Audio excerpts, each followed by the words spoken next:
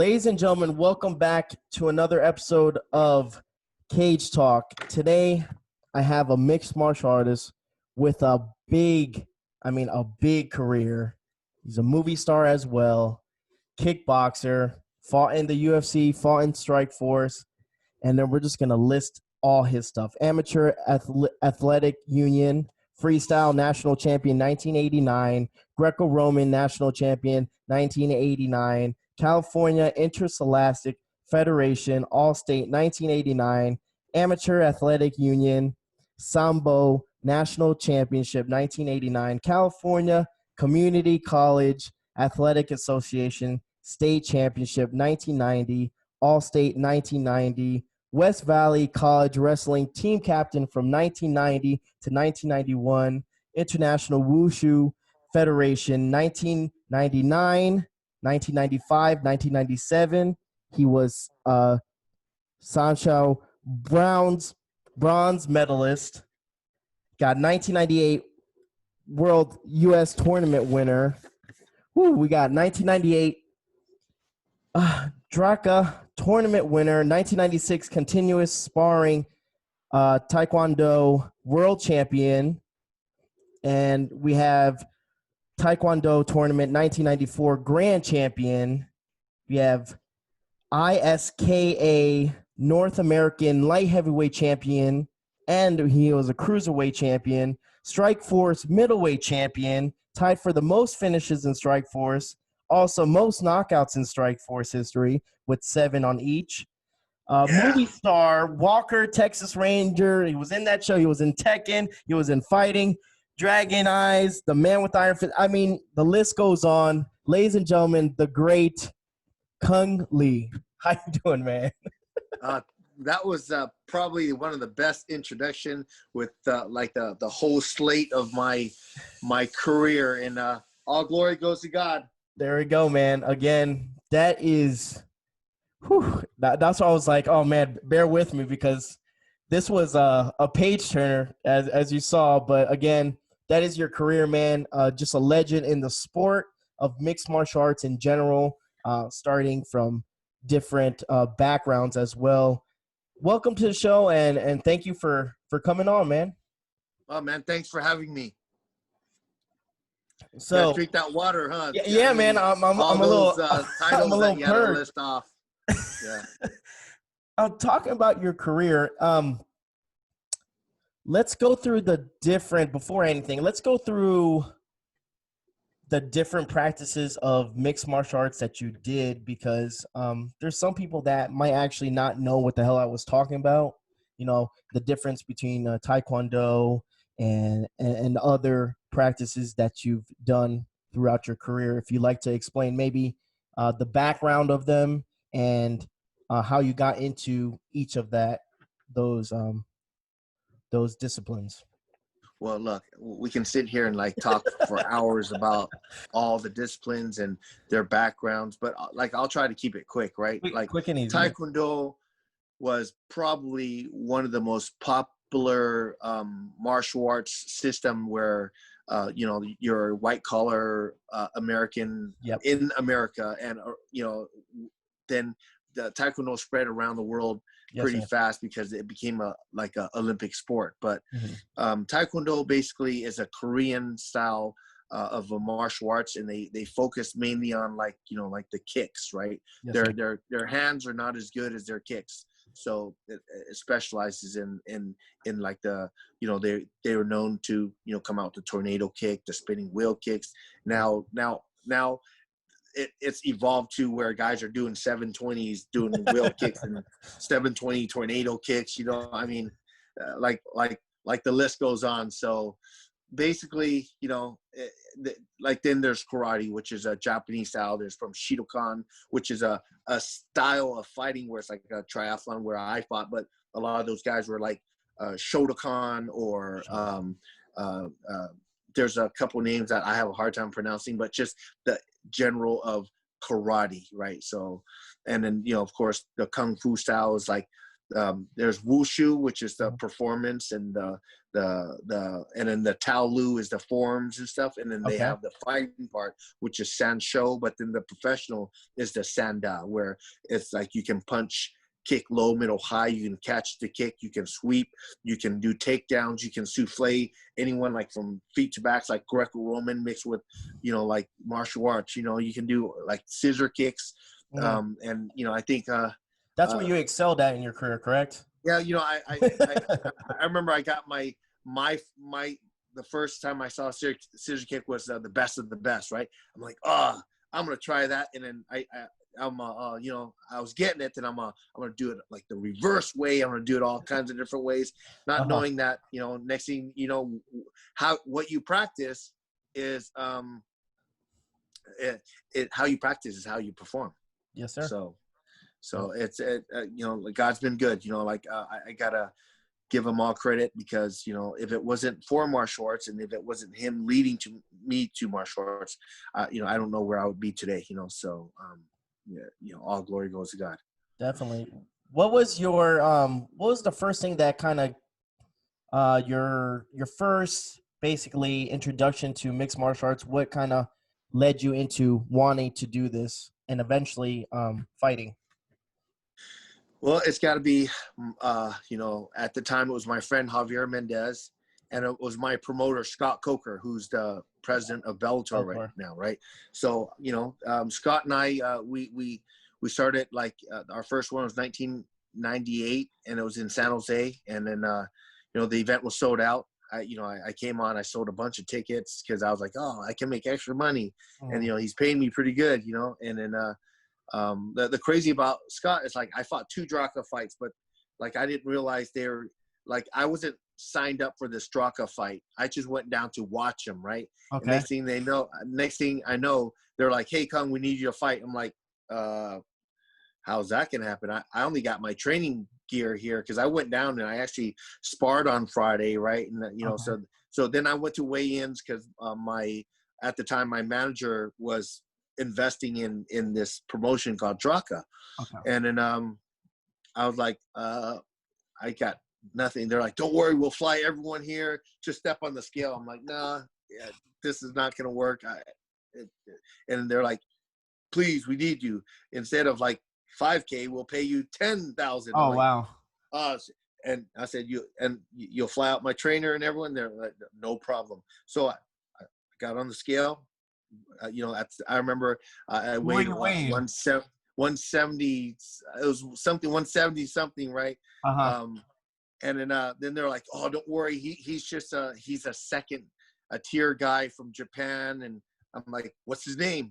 And they're like, oh, we'll get you the name. And I'm like, you don't know his name? Give me the name now. And it was like these Russian promoters, or they didn't want to tell me the name. And then finally my manager got me the name. And you know who Rob McCullough, right? Rob McCullough, yes, and Tiki. They were the one who drove me to the event. And I'm like, okay, you guys, you know this Monaro Taro guy. And then Rob's all like Rob knew who he was, but he didn't want to say anything. I'm like, Rob, so is he like some badass from Japan? He's pretty good. He's pretty good. Rob, tell me. Well, he's the first Japanese to be the Lampini Stadium champion, right? I'm like, fuck, man, this is wrong. I just came down to spar. I have a fight in like 3 weeks for Scott Coker. This is my first fight with Scott. I don't think I should be doing this, right? And they're like, too bad you signed on, So I actually went and I got to the place, and then my trainer gets there when like half the time I'm sitting in the room. I had no one in the room because my trainer just flew in, right? So they flew in, they got in, and then at that time the trainer wraps your hand. It wasn't the athletic commission. Oh, really? So he wrapped up my hands. I was like, okay. So I'm just gonna go out there and I'm just gonna fight. I'm not gonna. I'm all strategy. And this is where I came up with this becomes my saying. I'm gonna defend what's coming and I'm gonna attack what's open. There you go. Good game plan. Let's go out there and do it. I'm like, okay. So I went out there. I slammed him down pretty good a few times. He threw a couple kicks. I'm like, damn, this guy kicks hard, And then I start throwing some combos. I'm like, oh, he's right there. Guys that they like to like mix it up and stay right in the pocket. Mhm. I'm like, oh, my favorite kind of fighters. The next thing I know, I threw a combo, what we've been working on, kick one side and clip them on the top of the head, and all of a sudden I'm like, that was easy. That was the easiest $10,000 I made. And then I'm like, okay, it was in LA, so I'm like, Disneyland is on me, everyone, you know. So it was good, you know. Nice. But then 2 weeks later, I fought for Scott, and you know, knocked out like someone who like I didn't get along with because he was an alternate to the U.S. team, and then he came along, and he was always like, you know, because my friend Scott Sheely, who I ended up fighting later, but you know, Scott beat him for the number one spot on the team, and that's when we were amateurs. And so this guy's all, I can take Cung, you know. And so I said, okay, let's make the fight happen. So I put him on, and you know, I was like doing all these slams. I'm like, I'm just gonna like, because I'm one of those guys, I'm gonna entertain the crowd. And you know, that was such a rush when I slam him. I start hearing like Cung Lee chants. I'm like, I love this. This is great, you know. And then so I just said, I'm gonna carry him a little bit, and got to the third round. And I figure I'm not gonna kick to the head so I don't knock him out. But when I hit him to the body, you know, he ended up going out. So I said, oh shit, oh sorry everyone. Oh, sorry. At least you got 3 rounds of it instead of, you know, first round. And then, you know, just from that, from my style of fighting, is like always like trying to entertain and trying to like go out there and do like crazy things like the scissor kicks and body slam. But it changed up because when I started training at AK, and I'm doing all these big slams, and like I remember the first time I worked out at AK, I was working out with Bob Cook. Okay. You know, he was one of the main trainers at AK, and I picked him up and I slammed him down. And next thing I'm like, I'm stuck in some move. I didn't know what like an arm triangle was. I'm like, oh man. So I started like I was like picking him up, and I was draining myself, like trying to shake him off me. But he was hanging on for dear life. Next time I woke up, I'm like, what happened? What happened? Yeah. He's like, you blew your energy, and all the blood went to your head, but I stopped it. And I'm like, oh, okay. So that was my first time I went to sleep. My mom, oh, that's kind of cool, you know. Let me learn that. It wasn't bad at all. And they're like, you don't want to get used to this. Next time, just tap. I'm like, I didn't know. You didn't tell me, you know. So that's kind of like my first experience into the MMA world. And I think I can do this, you know, because I was like picking them up, slamming them, and then you know, I went in and trained with the guys, and I felt really good, and you know, I had a really good takedown defense. So I was like, oh, if I can stay standing, I'll be okay. But then all the guys over there helped me out, you know, John Fitch and Koscheck and Mike Swick, and everyone's like, oh, you got to do it this way. I'm like, why would I even want to be on the ground? Why don't I just throw them down and step back? You know, that's what I did in Sancho. They're like, no, then you can punch them on the ground. I'm like, oh, cool. Okay, I'll try that. You know, so that's kind of like how the evolution of like me transitioning into MMA. Wow, you can do this? This is great. You know, I can pick someone up and they're in a guard. This is a weird position, guys. You know, this is me and the girl doing this shit, you know. And so from there, when they're trying to lock stuff up, I was slamming guys and then you know, and going into the movies, my first movie, I said I'm gonna do the Rampage slam, right? And then and I wanted to do it, but then Channing's all, I wanna, you slam me, and then you know, and then we'll go from there. And then so I feel like I was the first one to do that. Okay. You know, in a film called Fighting. That was with Channing Tatum. Yep. And then I did a movie, Dragon Eye. So I said, well, that's been done. Now everyone's doing it. I'm gonna do something different. And there was a UFC fighter named Trevor Prangley, right? So I brought him into my movie, and then he slapped the triangle on me. And instead of like picking him up, slam him, I spun him into a pole, you know? And then like a lot, because he was heavy. So when I spun him, I'm like, you heavy ass, you know, so I'm gonna have to really get a swing, or I'm not gonna be able to, you know, get this momentum and shoot it right. And then of course, the DPs are, we can speed it up in post. I'm like, no, let me just try it. And when I swung him, boom, he hit, and I'm like, oh, okay, maybe I have one more of that. I'm like, okay, let's do it one more time. He's all, okay, can we like put a pad here? And so they made something that looked like the pool. So I kind of just the first time he hit like hard, he's like, okay, you know, that hurt. On that, us crazy MMA fighters, right?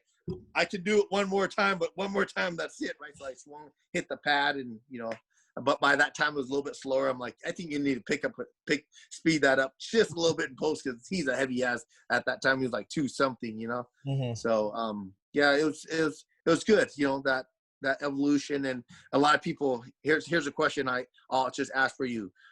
A lot of people tell me, man, Cung, I wish you would have got started earlier. You know, well, if I got started earlier, maybe I would have taken more damage. But if I'm looking back at what I should have done, I'm not going to look forward of what I am going to do. Okay. Right. So makes sense. Yeah. There you go. I think there was a lot of people like you said, like, I guess you get this question a lot. It's like, you know, if you did start a little bit earlier in Strikeforce or maybe in the UFC, like, what could have been, you could easily be, I mean, you were a top contender in the UFC. I mean, Strikeforce, like I said before, you know, the fight between you and Frank Shamrock was one for the ages and stuff like that. So, I think, I mean, everything happens for a reason, right? I mean, yep, God's plan. Yep. It's Just God's like, plan, not your plan. exactly. Like you said, you might have been a little bit, if you were younger. I mean, when we're young and stuff, we don't really necessarily think about the risk we take, maybe the punishment that you might have endured more than you did later on in your career. So I agree with you on that one. So again, it's still a legendary career and stuff. Again, going from you know, kickboxing to mixed martial arts to movies and stuff. A lot of people try to kind of have that same recipe. Some people, unfortunately, it doesn't work out for them as well. And I think you're doing great, man. Well, you know, like I take everything seriously. I think the biggest thing is like a lot of these athletes, they're always in front of the camera, right? And so they're used to answering questions.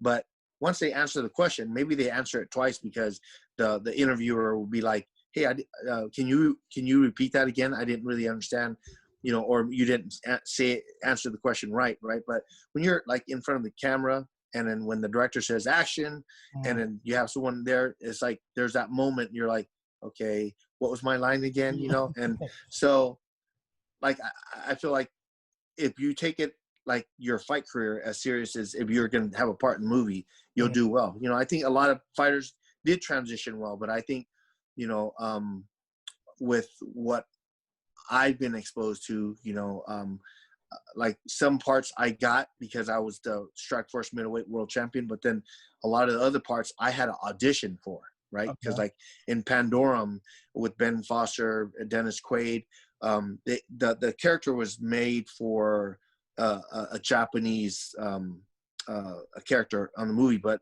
they couldn't find any Japanese character that was physical enough. So I told him, you know, and I guess being a world champion did help me. You know, like I remember Jeremy Bolt, the producer. He also is a producer on Resident Evil, just like the movie. You know, I guess you know, their series of the Resident Evil, and then he just says, "Hey, you know, I'll set up a interview. We haven't found the actor yet, and we've been looking. Hundreds of people. We've auditioned hundreds of people.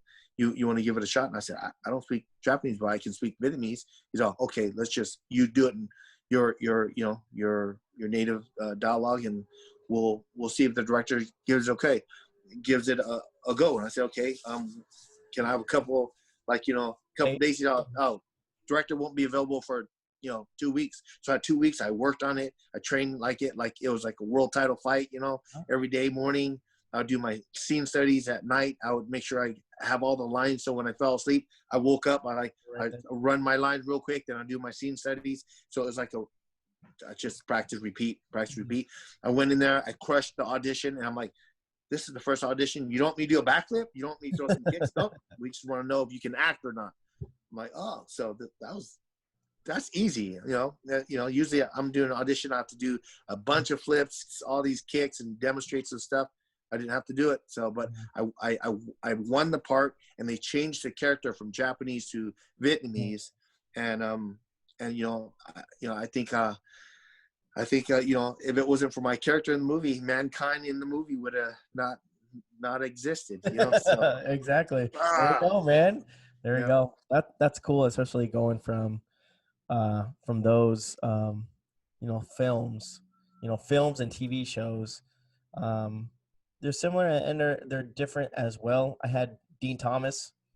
He does independent films now, and he does little shows. I mean, he was also in The Ultimate Fighter, and he's just saying how it was so like it's funny how like The Ultimate Fighter is supposed to be as real as it gets, and he's like it's completely opposite. It's like the fakest.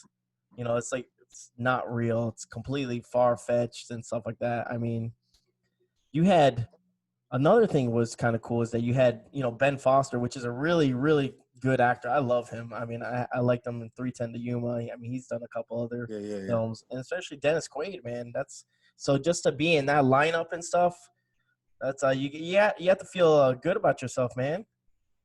Yeah, like like again, I give like all the credit to God, and put me in the right place, giving me the opportunity and giving me that choice, and yeah, earlier I said, God's plan, it's also God's plan, but it's your choice. What path are you going to take? Right. So a lot of times I made the wrong choice. Maybe I should have competed earlier, but then where would my body be now? I'm healthy. I have a new career, and, not only could I do privates in like a fitness and conditioning, I can do like a private in just weight training, and it's like all my own stuff, and I can teach them how to punch. I can teach them how to kick, knee, do takedowns. I can, train my son to be a good collegiate wrestler because I wrestled. Yes, So sir. I've had a lot of backgrounds and stuff that I was fortunate enough to be blessed with.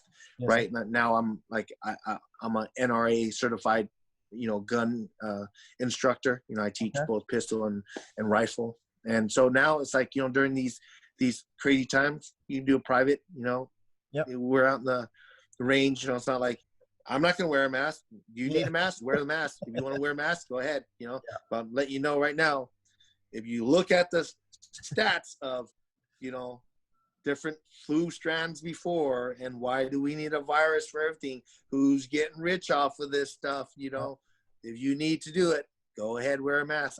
It's you. Trust me. Like every time I'm doing a class, Mm-hmm. My partner, he has this self test. It's like you poke like a little needle in your finger, you drop it on thing, and the test is FDA approved, and it tells you if you had COVID. Mm-hmm. And if you're infected right now. Oh, So wow. you can have up to 3 lines, right? So I have to do a test every time I, Oh, Jesus. do a class, Uh-huh. or, and I show them, hey, just let you know, test is clear. I have a video of it. Check it out. And then, then afterwards, for the safety of my family, another test, so in case they have it, right? Yep. So it's a crazy world we live in, and like I feel like everyone's living in a movie, and what kind of budget movie are they living in? So it's just crazy. Oh, hey son, I had to turn that off. Yeah. Oh, okay. Yeah. So that's my stud son. He's gonna be a beast. Yeah. I'm not sure if you got a chance to see some of his footage, but no, not yet. Yeah. Let people know where they can find him and stuff. He's on YouTube, or what has he got? Yeah, well, he's a lot on my Instagram, but his Instagram is Anthony185Lee. Okay. So Definitely, yeah. and I'll definitely take a look at that and stuff like that. Now, going back to your career again, there's some fighters that have what I would say is regret, and that's what happens, and they end up back in the cage later, or let's say like a Chuck Liddell, where you see him have the Tito Ortiz, the third fight, and you're like, why are they in there? And I feel like some of the fighters have regret. They still have that itch, is because they still have regret or something that's holding them back. Once a fighter is done with their career and stuff, I feel like they have no regrets at all whatsoever to touch the cage or anything like that. Do you have any regrets, or maybe you would have liked to done something a little bit differently throughout your career in mixed martial arts, or anything like that? Or you feel like you have completed and reached the goals that you needed that you set yourself? Like let's start with regret, right? Yes, sir. I mean, if I look back and I regret all the things I've done. I'm too busy looking in the past, right? So Yes, I try to be more positive for me and for my family. So by having a positive attitude, it's like, hey, you're happy with what you're able to accomplish, yes, right? But looking back, sometimes it's human nature. You look back and you say, man, I could have done this, I could have done that. If there was a time machine, I would have done it this way. definitely. But there obviously isn't, that we know of, right? So I would have done some things different, but I'm here today, and there's still people that they're still interested, and a lot of the fighters, they grew up watching me on ESPN doing scissor kicks to people. Yeah. And at that time, I was like way advanced for that time. Like all the stuff I was doing, you still don't see people do that here now. Yeah. There's very rare footage of someone doing a cool scissor kick, or guys are doing great 720s and stuff, and they can perform to a camera, or they can do some tricks, but are they doing that like in the octagon or in the cage? There's a few guys that could do it, but it's not like it's not even a handful. It's Gotcha. like a couple guys, right? Mm-hmm. So I feel like I was blessed with the opportunity.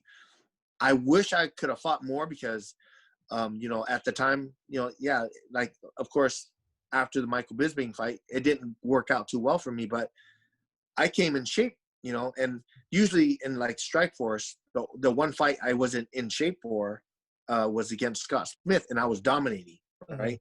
So when I went to UFC, my body didn't recover as fast as it used to. So everything, caught up. So I felt like, man, I can't spar every single day. Like every time I go to AK, they're sparring, or it's like heavy training. I got to lighten up. So I figure out I had to take a little step back from training there every day and just do kind of my stuff.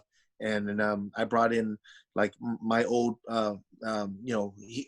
someone I fought before, and who trained Matt Brown, and Javier Mendez was really busy with all these fighters. So I got a chance of working with Javier and working with Scott Sheely, but more where it's just focused on me, right? So, and then from there, I just took a different approach where like fighting now, I got to be more like, because I was always injured for every time I came to a UFC fight. Now it's like, if I was more healthy, it's crazy because the amount of work that you have to put in. I still had that mentality where I had to put in just as much work as my opponent. But hey, like Patrick Cote, he's much younger than me, but why am I working so hard? Yeah. I already have all that experience. I just got to make sure I come in shape and hit what's open and defend what's coming. There you go. And I would have been fine, but I a lot of it, I overtrained, then I got injured in the fight. I thought I broke my foot, and just one thing led to another, but I did, make my mark. I got a big win over, Rich Franklin. I beat Patrick Cote, who at that time was the only one who lasted against Anderson Silva. Silva, yep. Yeah. So, and then, like looking back, sure, I wish I would have done things differently or rested more for a fight, or wouldn't have done this training because I disobeyed my coaches, said, you guys don't know what you're talking about. I'm going to train anyways. And next thing you know, you're right. I injured my foot, I rolled my ankle, but you live and learn. And, if you're not learning, then you're not living life, so it is what it is. And, I'm going with what I have now. So I try not to make the same mistakes I did in the past in today's life, right? My oldest son, really talented. I burnt him out. I pushed him too hard. Oh. Right? And he's like, I'm done. I got a black belt from you, but I'm done. Mm-hmm. Like, man, you don't want to compete? No, you pushed me too hard in wrestling. And he was open with me. I didn't want to wrestle. You made me wrestle. So I lost those matches deliberately just to get back at you. I'm like, oh, great. Because, I was like, you can win. Get the takedown. Yeah. You're down by 1 point. Get the takedown. You win by 1 point. Yeah. Did you see him take me down? No. I didn't see you take him down. Well, I didn't want to take him down. I wanted to lose by 1 point so I can get back at you. I'm like, damn, And so now we have really strong because we can communicate, we can talk, Yeah. And so I'm taking all that experience to this son here. You don't want to train? Okay, fine. You So know, yeah. So you basically you get all your experiences. Now you kind of, because again, I have two sons as well. So you kind of learn from one son, and then for the next one, you're like, okay, I'm gonna kind of go a little bit easier on you. I'm not gonna push you. not easier. I'm just gonna let him make that decision. When Gotcha. I train him just as hard or harder, right? Yes, sir. But like they gotta want it. They gotta have the want, you know. If they don't have the want, they'll never get there, you know. Gotcha. So Gotcha. That's this is very very insightful. Especially I talked to Mark Munoz, and he was saying that, you know, one thing that he wished that he would have learned earlier in his career was like almost similar to what you said about he was very he was hurt sometimes and injured, and he continued, and he, you know, instead of just letting his body rest, he goes, if I would have recovered and done that a little bit more often than spar so much, he's like, I probably would have lasted a little bit longer in the UFC. He's like, recovery is key when you're training. And I think that's, as a young fighter, not that it shows signs of weakness, but, you know, you don't want to recover. You want to keep sparring with your friends and keep training 24/7 and stuff. So it's good to learn, man, especially as I've talked to fighters, you know, from day in and day out. Recovery is key, and just kind of taking that knowledge that somebody else's experience that they've gone through, and just kind of tone it back and just think about and process what they're telling you, you know, instead of yeah. just being kind of closed-minded. Yep. Now, being in Strike Force, man, I mean, you had, you know, Strike Force, you was there till the very end. How was fighting for Strike Force? Did you enjoy fighting for Strike Force as well? You were a middleweight champion. How was all that, you know, back in the day? With Strikeforce, it's more like, because of Scott Coker, it's completely different than Dana White, right? Yes, sir. Dana White's like cool with you if you're doing You're things for doing him good. Yeah. and you're helping the company. Correct. Scott Coker is your friend in and out of the arena, Gotcha. right? So he's your friend. Hey, Cung, good luck. I'm just gonna stay back here. I don't want to watch the fight because, you know, I you know, it's too hard, right? And then so like I can see like Scott will be like nervous for you, but at the same time he's got a promotion to run. Gotcha. Like he could, because he came from a traditional martial arts background where Dana not so much, you know. And as you know, his reputation speaks for itself. So Yes, sir. you know, people love him because he's paying them, but what they don't realize is he's actually robbing them, because if it wasn't for the fight, people are not there to watch Dana White.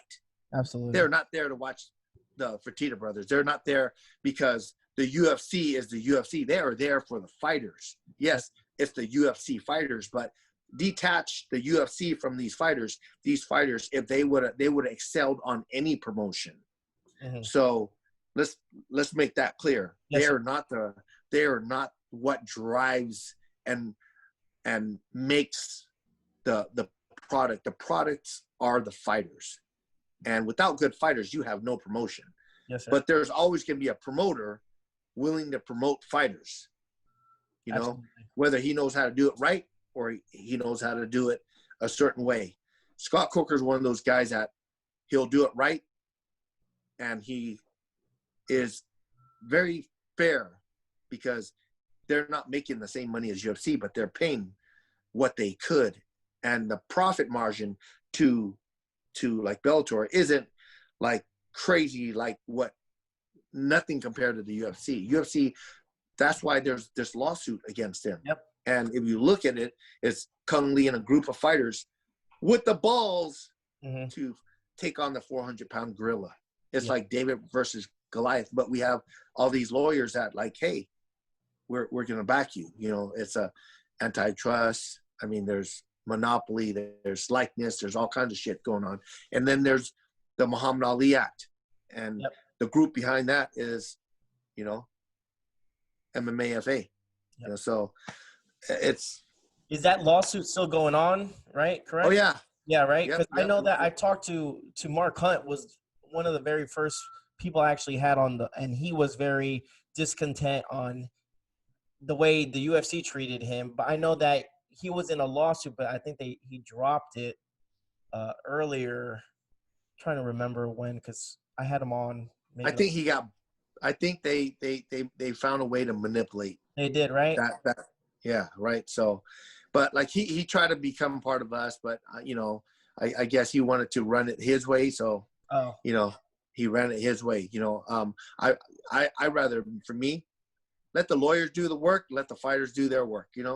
And then we have a lot of intelligent fighters on with our group, like Nate Corey, John Fitch. I mean, all those guys are very, very smart, and they put in work just like any other, fighters, for the UFC, if not more work for the UFC, right? Okay. And then, so I think the biggest difference is UFC's got that marketing machine. They have the big dollars behind them, but they also they take majority of the profit from They do 80 to 85%, and the fighters who make the promotion what it is only earn off. I think it's like 10% the fighter gets. I think that's what. Yeah, I'm being generous. Oh, okay. I'm being generous. All right. You know what I'm saying?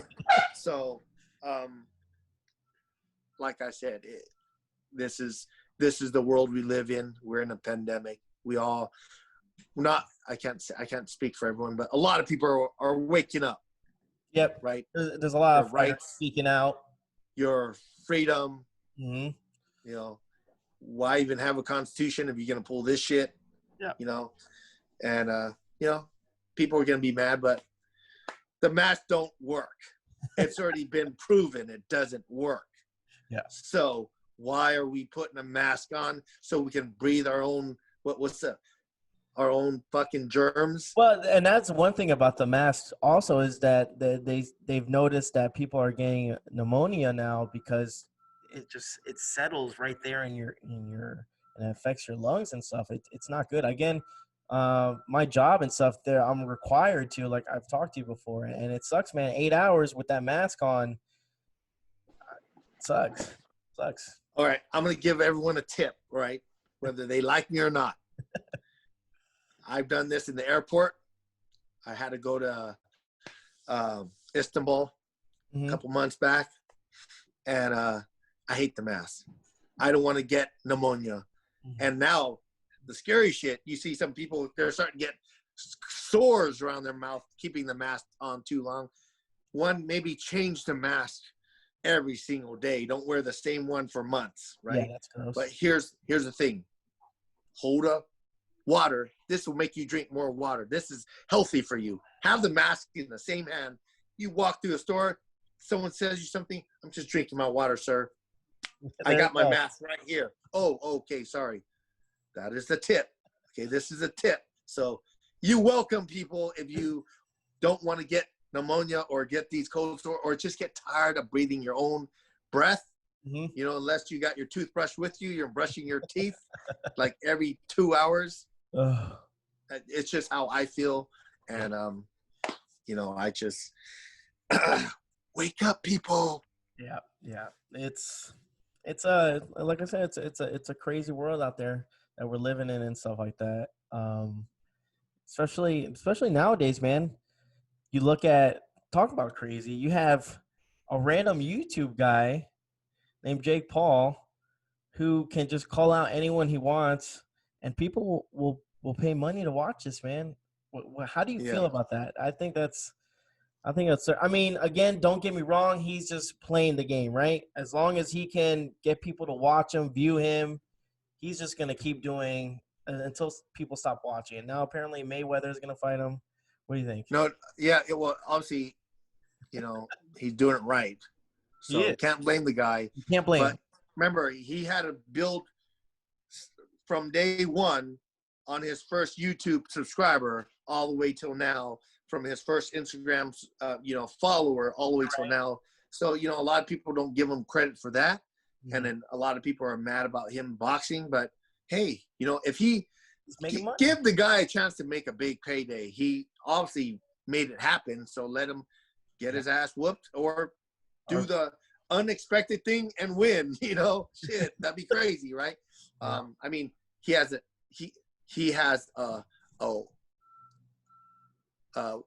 fraction of a chance, right? Because anything can happen when you're throwing punches, right? Absolutely.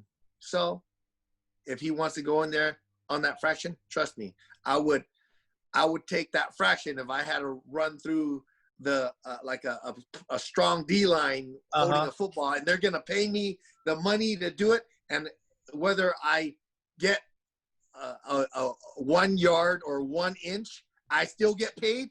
You're gonna do it. Hand me the ball. I'm gonna try to blast my way through that D line, right? Yep. So Fake it till you make it. That's how I would compare it. So what? Okay, if he was able to secure a fight with Mayweather, shit, you know. If I can secure a fight with the biggest heavyweight out there, and I'm gonna get paid for whatever, trust me. If I get paid for no matter what, I'm gonna look on my contract. Oh, if I get the DQ and I still get paid, oh, trust me. Boom, boom, boom. Oh, single leg jump. Oh, sorry, shit. It's just natural reaction, right? It would be, I would entertain, right? Gotcha. People like, you can't do that. Warning. Oh, sorry. Whoops, back. Shit, it's natural reaction. I've been doing it for years and years. I'm so sorry. You know, hey, it's entertainment, right? Yes, and oh shit, he can't get up. So do I win or do I get disqualified? Right? So, it might be for another fight. All the way to the bank, and trust me, I would be fighting scared. I'll be like, motherfucker, good. Stop my takedown. Stop my back kicks. You know, the judge might be like, what the fuck you doing? Natural reaction, adrenaline. You know, I'm in my fight or flight mode. I'm sorry. Look at how big he is. That's a big ass, you know, fucking boxer trying to knock my head off. I'm in survival mode. Yes, sir. And guess what? I bet you people will pay for it. Or whoever did pay for it be like, you see Cung slam fucking him, you know? So yeah. I mean, and if I got a chance to fight Jake Paul, I'd be like, whoops, shit, sorry, you okay? You know, and I hear he's a wrestler too. So maybe he would stop a takedown, but will he stop a back kick? It's just natural because I can't just box only. You know, my kicks naturally just whip out there. I'm, you know, a couple times I'm doing boxing with my son. I'm like, shit, sorry, son. You know, kick comes up. He's all, or my old training partners. Why are we boxing only? I'm not boxing. You know, I'm doing MMA or I'm kickboxing. Why are we just boxing? Well, you got to refine your hands. Well, if I'm refining my hands, I'm moving like a boxer. What if a kick comes into a slip? You know, so. There's a lot of things that you can play. Sure. As long as my contract says I get paid for a disqualification, trust me, there'll be a disqualification because I'm going to entertain everyone like, you know, like I've always been. Whoops, scissor kick. I mean, it's not in the rule book, but he tripped it over my legs. You know? So. I get you, man. And trust me, those guys, you know, I don't care. It's a boxing match. Yep. Maybe they're better in boxing, but condition wise, would they ever win in a kickboxing or MMA fight? A fraction of a chance they might win, right? Everyone has a fraction of a chance, right? Yep. Oh man. So. Well, I'm glad. Again, are you doing any movies recently, or are you in talks of another movie, or what's happening with that? Actually, I wrote a couple movies, and you know, I'm in talks with the final stages of funding. So hopefully it works out. Anything can happen until you sign on the dotted line, but you know, God helps those who help themselves, and I believe if this is the right project for me, I think it'll happen. Yes, sir. So again, I just want, before I let you go, I want to thank you for taking the time. I know, again, like I said, I know you're a busy guy with movies, with your son. So I do appreciate the time that you spent talking to me. It's been an honor and a pleasure. Before we go, absolutely, I want to say, hey, everyone, time to get close to the God or whoever you believe in.